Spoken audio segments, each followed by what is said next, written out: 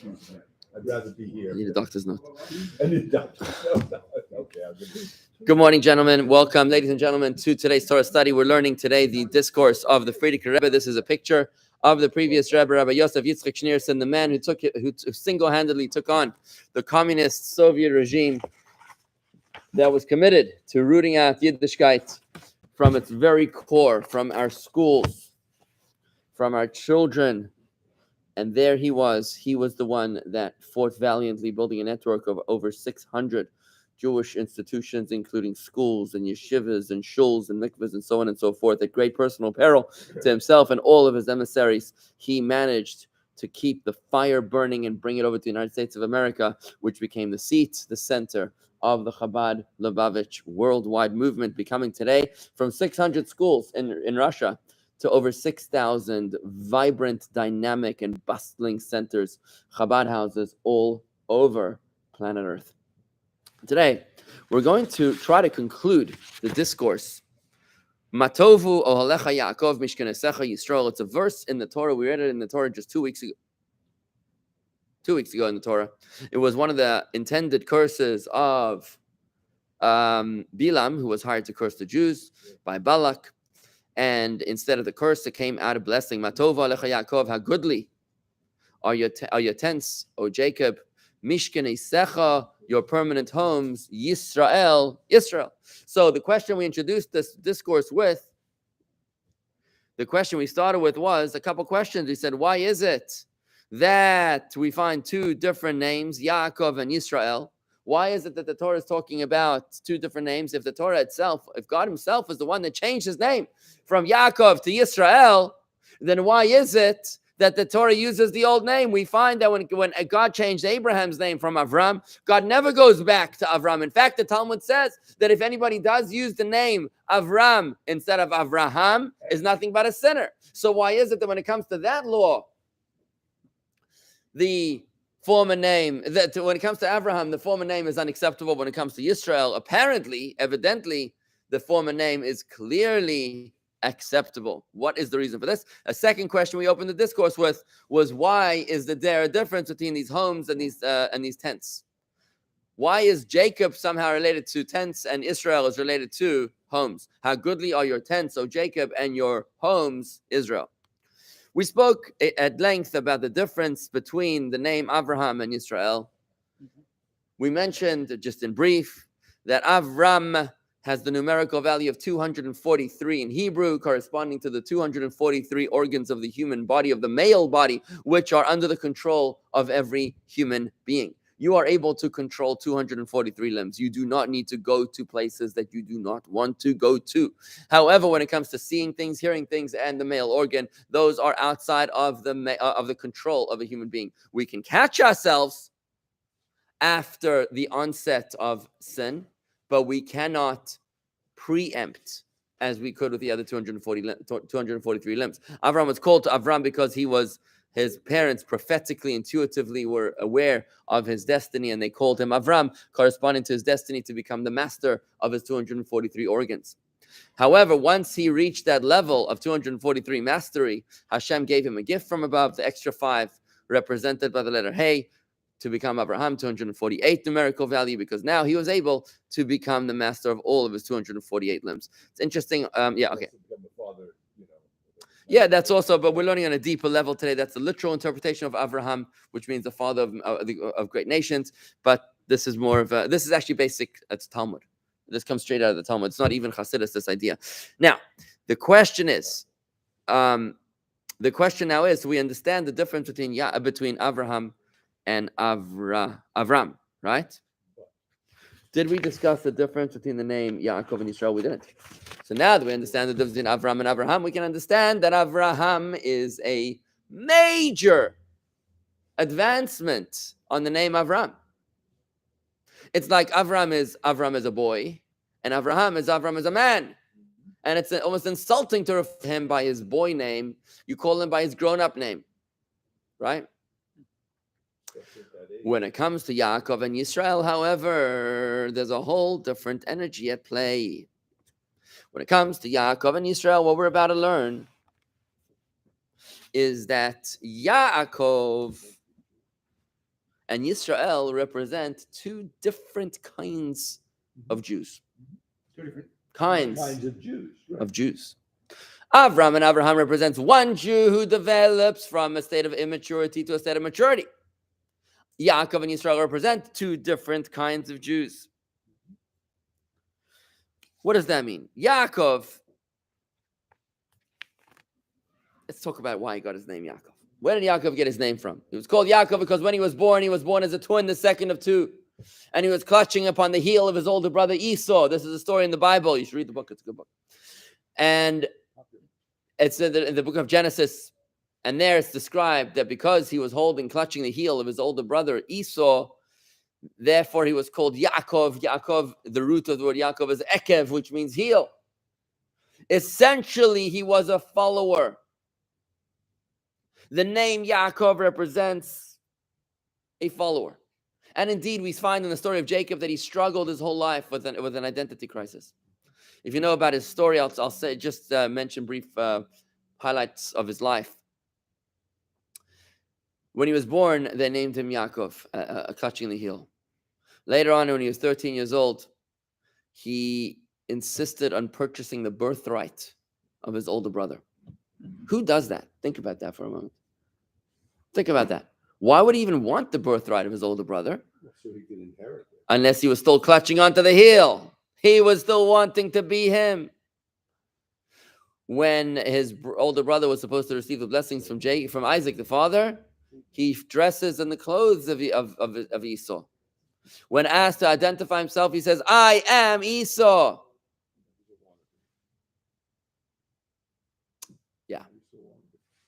He even marries the woman Leah, who was destined to be the wife of Esau. Interesting, right? So Jacob is the one who struggles his entire life, or at least until he turns 84 years old. Seriously, that's what the Torah says. Until he was 84 years old, he struggled with his identity crisis until one mysterious night, when Jacob is about to confront his worst nightmare, Esau. He's been on the run for 36 years from his brother Esau. He's now returning with 4 wives, 11 children, great wealth, and his brother is marching towards him with 400 armed mercenaries. It's not looking pretty. The night before, Jacob finds himself alone, struggling with a mysterious man. With a mysterious Man. man. And I ask you, if the Torah testifies that he was alone, how could there have been a mysterious man? Clearly, he wasn't alone if he was with a mysterious man, unless that man was not a man at all. An angel. One opinion is that it was an angel. The way I like to teach it is that it wasn't even an angel. It was himself. Well, that says he was alone. Does alone mean to the exclusion of angels? Who damaged the sciatic nerve? Okay.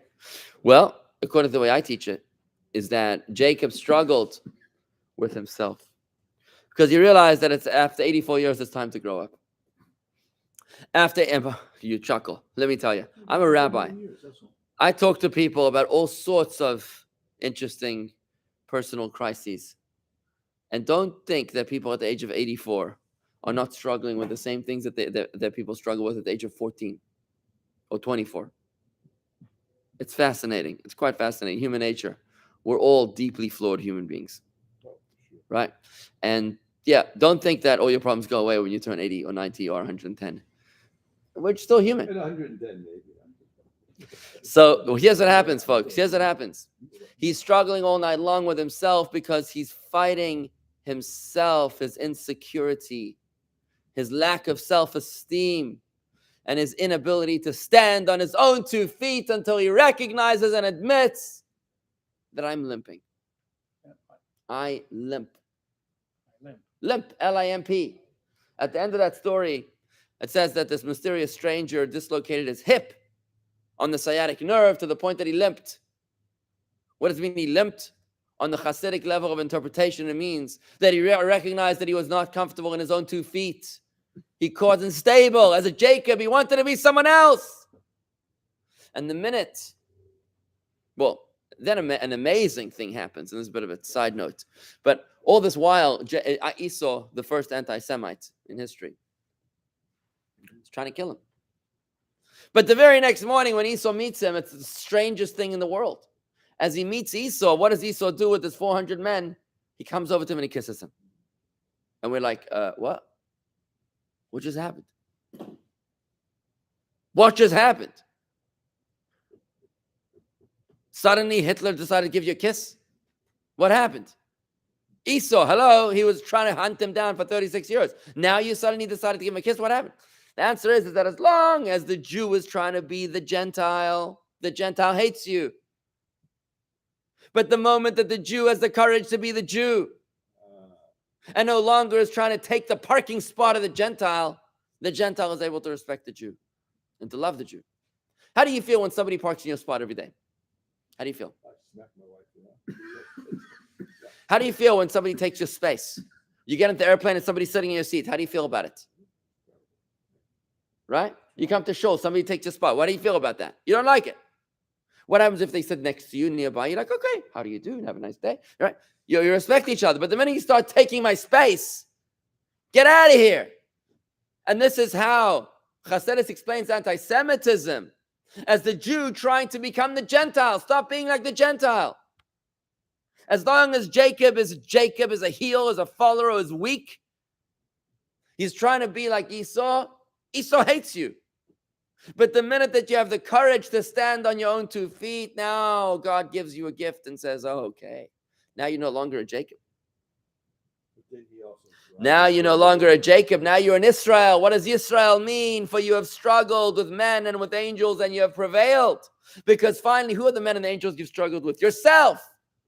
You've overcome the greatest demon of all, and that's you. You now are able to stand on your own 2 feet. Now you're a winner. No, you're no longer a victim. You're a victor. You're no longer a struggler. You now are a prince. This is the difference between Jacob and Israel. And Israel. Jacob represents the Jew who's the follower. Israel represents the Jew who's the leader. Jacob is the Jew that limps, that wants to be like the Gentile. Israel is the Jew that stands firm and solid on his own 2 feet. He's not trying to be the Gentile. When this happens, the Gentile meets you and he's like, oh, give you a kiss. Nice to see you. Because Esau sensed the energy that Jacob wasn't trying to be like him anymore. He's like, oh, my name is Israel. Very nice. How could Esau be a Gentile? They had the same parents. Very simple. Because the Torah wasn't given yet. If they had the same parents, Elaine, then all the Christians are Jews. And all the Arabs are also Jews. All the Arabs, not even the Muslims, all the Arabs are Jews. Why? Because they all come from Abraham and Sarah. No, not Sarah, Abraham. Muslims come from Abraham. Christians all come from Rebecca and Isaac. Before the Torah was given, Judaism wasn't biologically inherited. Rebecca and Isaac had Esau and Jacob. So before the Torah was given, Judaism was not inherited. It was elective. After the Torah was given, now it becomes inherited. That's when your question would apply. Anyways, back to the mimer. So now with this introduction, folks, we can now begin to go into the mimer as we understand that Yaakov actually means a heel and Yisrael means a head because Yaakov struggles with his faith and Yisrael is the master. He mastered it. What we're going to learn is that Yaakov is thus related to tense. Because Yaakov's relationship with God is like this transient, temporary relationship with God. He's like the Jew. You ever met a Jew that he's on the golf course, he's trading in the stock market, he's worrying about his real estate. Once in a while he notices the rabbi's email and maybe gets a little inspired. He'll take the rabbi's call once in a while, Maybe he'll even come to a meeting with the rabbi. But it's like a temporary relationship. Where he lives on the golf course. He lives in Wall Street, right? His relationship with the rabbi is like temporary relationship. You ever heard of such a guy, Chuck? I've never met him. Then there's another kind of Jew. His relationship with God is like a house. He has like a chateau relationship with God. Hey, where do you find him? He's in shul, right? You can set your clock based on where he is right now. You know what I mean? If he's coming from shul, he's going to shul. It's afternoon service, it's evening service, it's Friday night service, it's Sunday morning service. It's Sukkot, it's Pesach. You can tell. Oh, it's April. He's probably preparing matzah. Oh, it's December. He's getting ready his Hanukkah candles, right? This is the Jew who's got a chateau relationship with God. His house, he bought the house for God. He doesn't have a little tent. He's not a nomad relationship with God. You ever heard of such a Jew? I met him occasionally. So you got a Jacob Jew and you got a Israel Jew. Which Jew are you? How Jew do you do?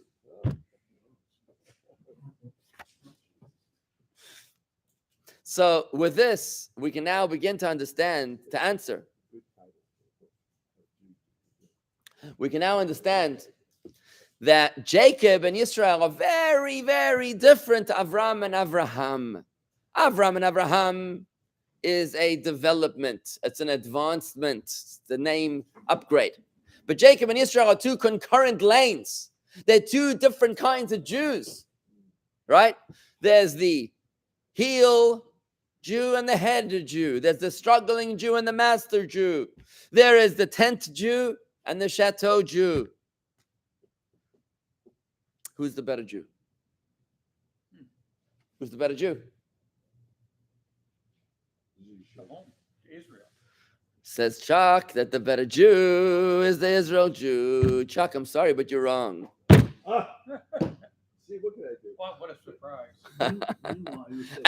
I'm not saying you're wrong because I'm saying you're wrong. I'm going to say you're wrong because the verse says you're wrong. Read the verse again. Can you read the verse to me again? What does it say in the verse? Can you open it? Open the book. Open the book. Okay, go to page 225. Go to page, the very first page of the book. Very first page of the book. 225. Yeah. Very top of the page. What is the verse? Read the verse, please. All means the covering. No. Before that. How godly are your tents? Yaakov, dwelling Israel. How goodly are your tents, Yaakov, your dwelling place is Israel. So who comes first in the verse? Who gets primary mention? Says the Baal Shem Tov. This is not mentioned in our Maimer, but I'm bringing it in anyways. Who gets primary mention? Who does God cherish? He wants Jacob before Israel. Because guess what? It's an amazing revelation. We mentioned it in our Yom Yom today. What's the one thing that God can't do? If you're almighty, right? If you're almighty, what's the one thing you can't do? I mean, this is a bit of a contradiction in terms. Fix a flaw in yourself. You can't fix a flaw in yourself.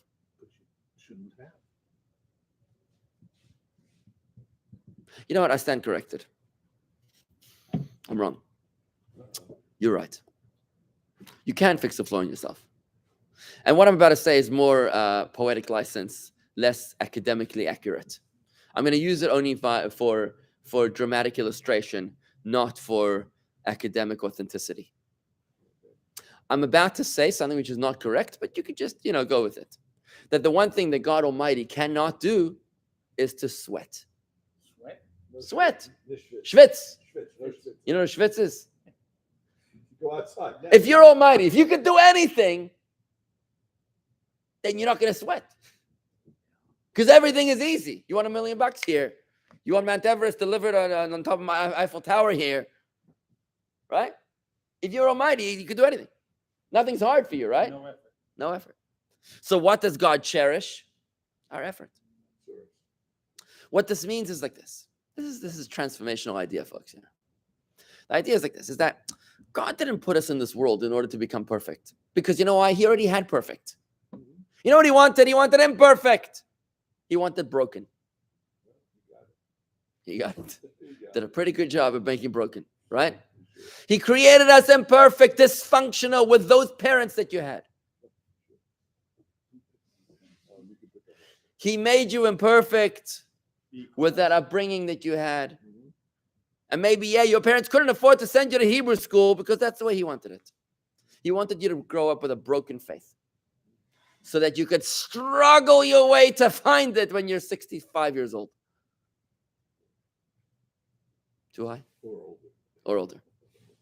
Because God wants us to struggle. And he derives extraordinary pleasure from our struggle. In the words of the Zohar, the book of Kabbalah, Kad iskafia sitra achra istale kikara de kuchabricha b'chol almin b'shava. This is a quote from the Zohar in Aramaic.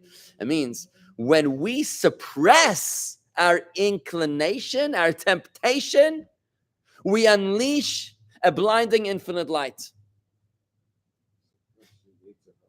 When we suppress the evil inclination, the goal is not to kill your Yetzer Hara, your evil inclination.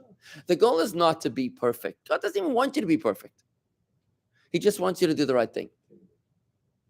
This is really what the book of intermediaries is about, the book of Tanya. The book of Tanya is not even the book of the perfect. It's the book of the strugglers. The book of the strugglers, that's what the book of Tanya is about. It's about people that are good on the outside, but they're dark on the inside. Really dark on the inside. On the outside, they kind of keep it together. They don't say stupid things, and they don't think stupid things. They don't do stupid things. But on the inside, boy, oh boy, they're exhausted because they're struggling. This is the Jacob Jew. This is what God wants. And that's why it says in the verse, first comes Jacob and then comes Israel. How goodly are your tents, so Jacob. Does God want a chateau from you, or does he want a little tent from you? Apparently he wants a tent. Look, both are good. Don't get me wrong. It's okay. If you built a chateau, it's not so terrible. Right? But what I'm trying to do is to encourage you to realize that you are not yesterday's laundry. You are not irrelevant. You are not unworthy. You are the one and only child of God Almighty. He loves you with every fiber of your being. He loves you more than you love you. He knows you more than you know you. And he believes in you. Like a true father.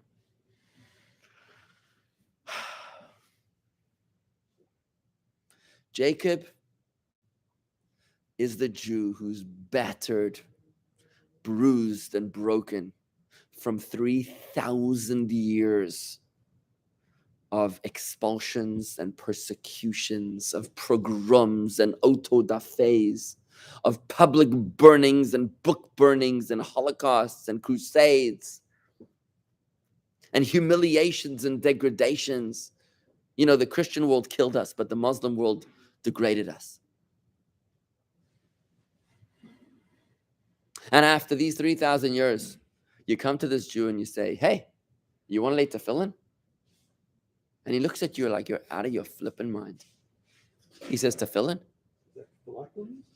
Tefillin? You want me to lay tefillin? To who?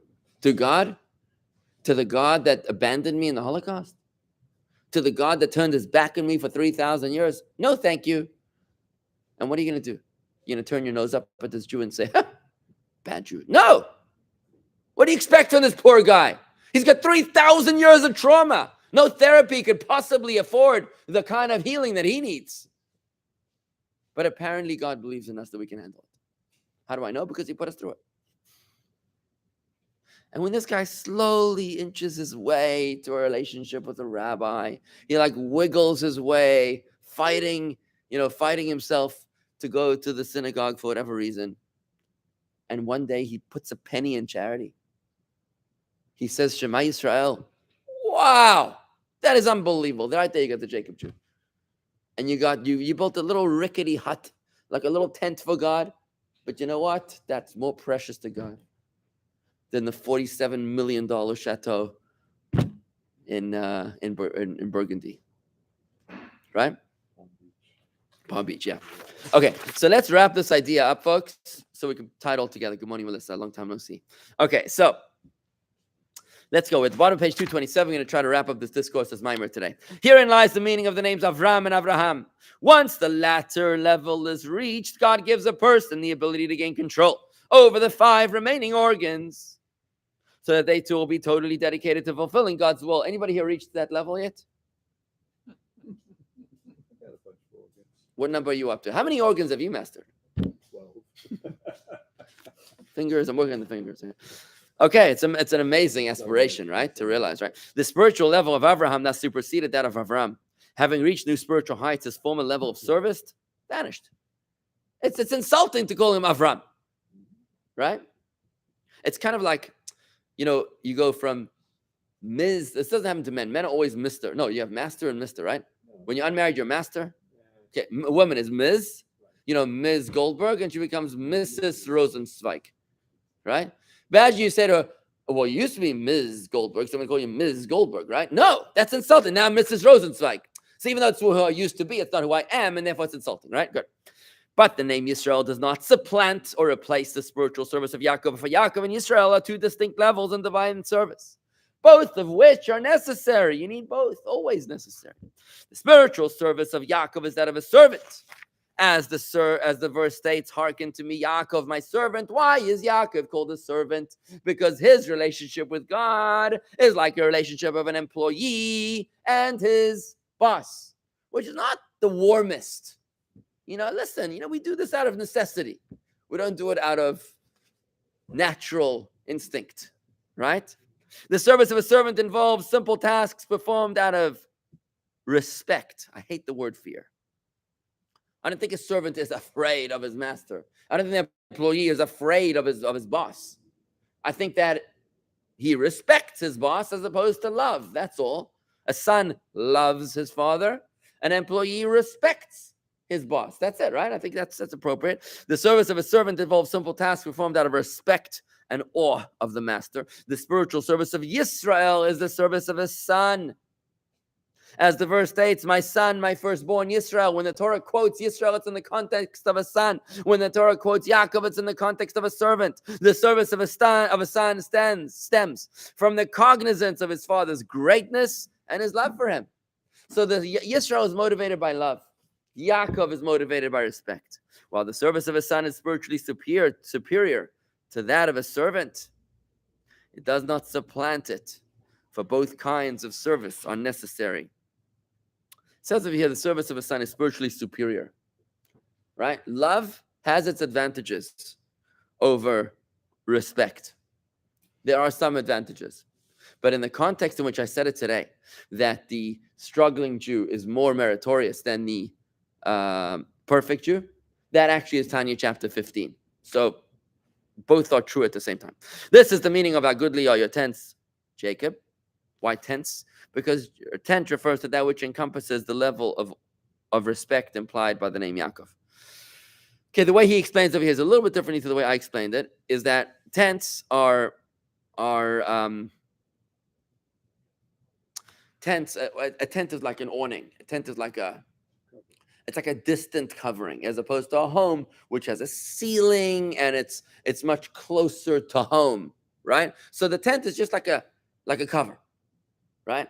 It signifies a more distant connection, as opposed to a home which is much more solid and customized, right? Which is more personal, because Israel has a more personal relationship with God, and Yaakov has more of a distant relationship with God, right? So that's a slightly different angle to explain it. So a tent refers to that which encompasses the level of respect implied by the name Yaakov.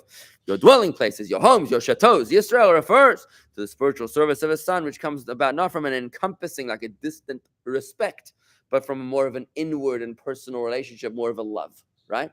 Let's just read the summary written by the Rebbe himself, the previous Rebbe. In summary, the four names can be explained in terms of spiritual service. Avram reflects a level that can be achieved by human effort, 243. Avraham reflects additional godly power that enables all limbs and senses to be utilized in serving God. Avraham therefore supersedes Avram, but Yaakov is the service of a servant, while Yisrael is the service of a son. Thus, Ohel, tent, meaning outward or encompassing, is used for Yaakov, because it's a distant relationship, it's a respect, while Mishkan, dwelling, home, is used to describe Yisrael because it's more customized, more closer to home. Folks, this concludes the discourse, but let's do a quick farbrengen over here. Any thoughts, reflections? How did you feel about this discourse, Chuck? I imagine it's the first discourse of the Frierdiker Rebbe that you've ever learned, right? How did you feel about this? You learned something new here today?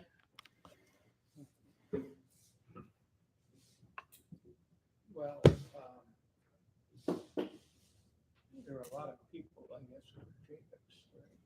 Yeah. There are more Jacobs than Israel. Probably more Jacobs than Israel, I think. Yeah. Yeah. So why in life aren't all of our names changing as we make a Oh, that's transition? up to you. Why does why That's our up to name- you to change your name. Oh, so that's an option we have, right? To change your name. Well, I'm less into changing your name and more into changing your inside. Right. You know what I mean? Before you start changing your outside, how about you change your inside? Get real, get authentic, raise the bar instead of, making external modifications. How do you feel about this, Marty? Mir Zalman. So it's like brilliance and Solomon. There you go. Illuminated Solomon. Nice. But I think that what we learn, I think that what we take away from this discourse is a sense of empowerment. To realize that God really cherishes our struggles. There's no such thing as a bad Jew. Do you know what that means? There's no such thing as a bad Jew. Is that an amazing statement? I speak to some of my Catholic friends, and they have a term which I can't wrap my mind around. It's such an interesting term. They talk about lapsed Catholics. Oh, sure. He's a lapsed Catholic. Used to be a Catholic. And I'm like, does that mean his credit card declined for his membership dues? Like what does that mean? Because he doesn't go to church. He doesn't say He's a lapsed Catholic. I'm like, I shudder to think if we ever applied that to Jews. A lapsed Jew. That's like, no such thing as a lapsed Jew. You can't be a lapsed Jew. You don't go to confession. Yeah, you're always connected. Sometimes your relationship is awesome. And sometimes your relationship is brittle, broken. But it's always there. Right? But you're given the opportunity to bring yourself. You can only have the opportunity to bring yourself closer if you're conscious. And that's what Chassidus is about. Chassidus opens up our mind to say, oh, there is more to life than golf. Didn't occur to me. There is more to life than money. I mean, I know this sounds ridiculous, but think about it. How many of us thought about the fact that you could actually be useful in your retirement? You can actually achieve something after the age of 65. I mean, think about that for a moment. America says, oh, you're over the hill, you're done. Well, No, you actually thought about it. oh, so you agree? No, Well, you're here. You're reinventing yourself, Huh? right? You're reinventing yourself. Trying. Right there. It's awesome. So don't give up. The goal of my friends is don't give up. When Jacob's name was changed to Israel, it did not replace the name Jacob, because God understands that we're going to have to struggle. And by the way, the very same Jew sometimes has both names, because you have a Jew when it comes to certain mitzvahs, he's like a master professional. When it comes to other mitzvahs, he's hopelessly pathetic. Right? Think about that. Which mitzvah have you mastered? Torah study. Look at you. You've mastered the mitzvah of mezuzah. I haven't mastered it. Well, you have a mezuzah. It's kosher. You're learning Torah right now. You're acing the Torah thing, right? When it comes to other mitzvahs, maybe a little bit, a little struggling, right? We all are like that. It's okay. The idea, my friends, is to move that needle. Which part of you, which percentage of you is Jacob, and which percentage of you is Israel? Are you 5% Israel? Are you 50-50? I started out like you, coming just to Torah classes.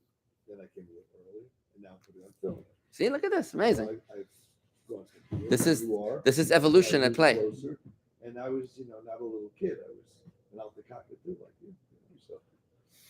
So, friends, this is the takeaway today. We got to move that needle to make today just a little bit better than yesterday. That we conquer the Yaakov territory with Israel. That we try to have a little more love in our relationship with God, a little more love, a little more personal as opposed to distant relationship with God. And if we can do that, we'll be growing spiritually in the most awesome way.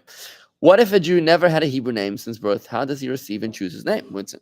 The way it happens is that you do it over the Torah. You get called up to the Torah, have a chat with the rabbi, and we will pick you a Hebrew name together with you, one that has to resonate with you. And then you get called up to the Torah. We do it all the time. All right, folks, I'm going to call it a day over here. Thank you so much. Thank you very much. And we'll start, I guess, the next discourse next week. And as we might do Tanya, we'll try to figure it out. Thank you.